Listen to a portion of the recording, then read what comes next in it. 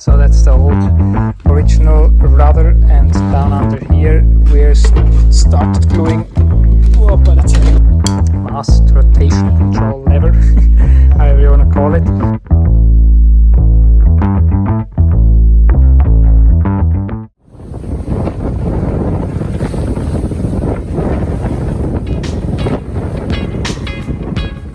Let me take you along the refit of Freebirds in Etincelle 60. She partially sank in Japan during COVID and grounded on a beach. This year the owner decided to bring her back to life. During several months she was prepared to sail to Thailand. We put an external plywood patch over the damaged area, built a temporary rudder, put a new engine in and a lot more. We then sailed her over 4,000 nautical miles, mostly against wind, to start her major refit. Welcome back on Freebirds Refit. Nice to have you here, and also really nice what I see in front of me here.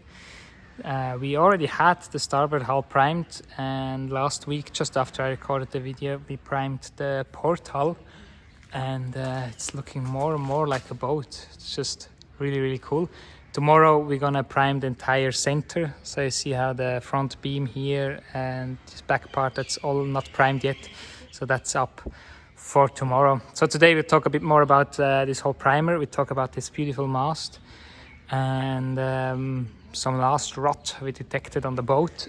Hopefully last, I don't want to jinx it. So it's crazy on the footage, it looks nearly like this is already a top coat, but it's not. It's gonna look even nicer soon. Last week I talked about our solar array and to extend that with this beautiful piece here. So that's the Starlink antenna mount. I'm very happy with this. It came out nice. It's just all welded to it, and I think it's the perfect spot. So that's facing aft, and we can run the cables together with the solar cable. So I think that's a great solution. Didn't become too heavy, so easy, quick, and nice. Just as this hull that I'm walking past here, on purpose obviously. That's all big cinema here. And we jump into the mast, next thing. So this is a rotational mast. The mast foot here sits on a big ball, so it can move around that piece. And while obviously the sail dictate more or less where that mast will be, you can actually control it with this mast rotation control lever, however you want to call it. So this big piece here, that gives like a long lever, exactly, that's probably why I call it this way. And there will be lines running from here onto the deck on both sides, and with this you have some pulleys and you can control how your mast is trimmed to which direction. So why did I work on that?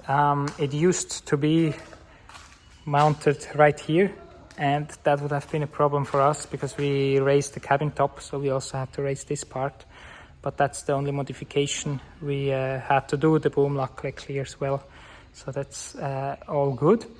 And yeah, apart from lifting it, so obviously I cut it out and then worked on the bench on it. This whole top part here had a big mounting with some 4 big holes, and you guess it, there was penetration into the balsa core. And actually it was not balsa, there was even better, there was foam, but like in the rudder build there was some strings with plywood. So that's what made the plywood rot in there. And actually I discovered when I cut off down here, there was water running out. So this stringer in the middle, that was just rotten. So I replaced that, put some high density foam in there. And now instead of having a hardware with stainless steel, there is this bushing here, that's a carbon fiber tube. And there's some rounded off edges. And we can just run a Dyneema loop in there and have an attachment point, so no way this can ever rot again, and make the boat a little bit lighter. All right, so from the mast we're going to jump to the rudders. I talked about rudders earlier on already. but now it's finally time to actually start working on it. So that's the old original rudder, and down under here we're started gluing the first what I do for a good footage. Start to glue the first blank. Now I have to get 2 hands to lift that up. Alright, it was not only a 2-hand job, but also some tools needed. You can see the result here and here. So I'll have to talk tomorrow to someone about maybe using some plastic in between these different things. Anyway, so that's the blank to get the new rudder shaped up. So that's H80 foam, 6 centimeters of it here, 3 here. It's a trailing edge, which doesn't need to be so thick. And there's H250 foam, the high density, which will sit just around the rudder blade and a bit like just an inch on top of it or surrounding it.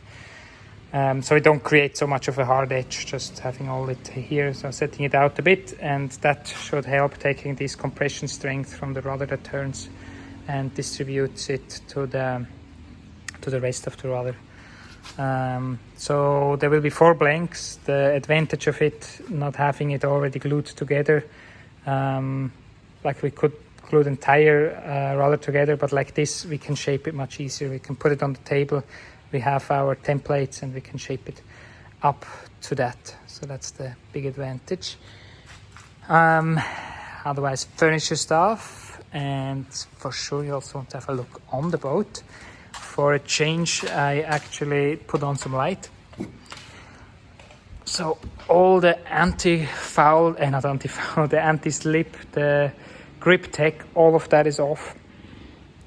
You can see that, well, here's the area we always walk over, so it's a bit nasty. But otherwise, it looks fabulous. There is a lot of detail work again going into this, especially where hardware sat, and that we had to fill the holes. And there's also some rot, as always, to or the last rot hopefully to repair. So there was a big patch here. There used to be a lot of fittings here. I discovered a lot of holes, maybe a temporary fix, so we took that out. The same on the top of the bow, on both sides actually. There used to be a fitting here, so that's taken out, high density foam put in. And tomorrow all of this middle section here will get the primer, so she will look prime from the outside already. And let's check the inside. I walk around here just so you get a bit more of an idea of that work on the deck here. Also this track is now looking clean again. Here it's less about looking, but it will help bonding the hardware much nicer to it and don't allow for gaps, so it's easier to put the caulking in there. Another to do on the deck was creating this sheath for the dagger board, so it's custom made that would allow for an up and down hole line in the same block. And seal that off properly. So we're going into the salon. It is now close to being finished. We're just working on some last drawers here. You can see these drawers being installed here again.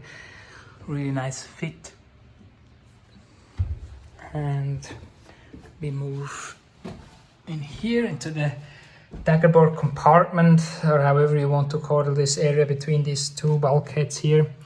Obviously dominated by the daggerboard slot here, and there will be the hanging locker back here. You can see the tube, or the holder for the tube there, some shelving, same in here, so just storage and pass through area. And in here you can probably hardly see it, but has been done a lot of work. It looks worse on the camera than it does in real. Like all of that area is actually great sanded. And you can imagine working up here is quite nasty because it's just very limited space. It gets a bit better down here, but still big respect for working in these cramped spaces in here. Bit of a better view here. There's also some contour running, or PVC tube actually, that will get some lighting up there. And yeah, it's crazy. There's so much work going into this, but now walking through it with the camera, I cannot really capture any of that. But I think, or I hope, you're getting the vibe around it a bit. Oh, something I forgot to show. So for all the mounting of components that will carry electricity, we want to have something that is fireproof, just like this plywood here, and that we covered in glass, not for strength, but purely for fire protection, and won't protect from the fire, but it won't catch fire as easily. And this is rather a heavy solution, this plywood glassed over. So what we're going to use for other areas, like just behind this panel, we're going to install a long G10 plate where we can mount things on it. We just can use rivet nuts to go into that.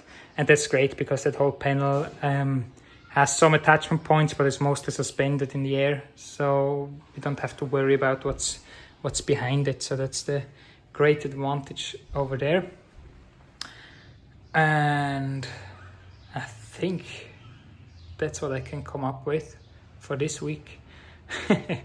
Obviously, a lot of other things are happening. I didn't mention, just like these inspection hatches here, came out really nice. Also the sanding on these davits. Awesome. Just awesome. And this helm chair looks exactly like last week. Nothing to show you here, but maybe there's enough view for us. Yeah, there is. So that's the sitting view, and if you want to go into docking mode or screaming at crew mode, you can just come up here, check it out. Looks awesome. I think she's soon ready, huh? Come out here and play with her friends.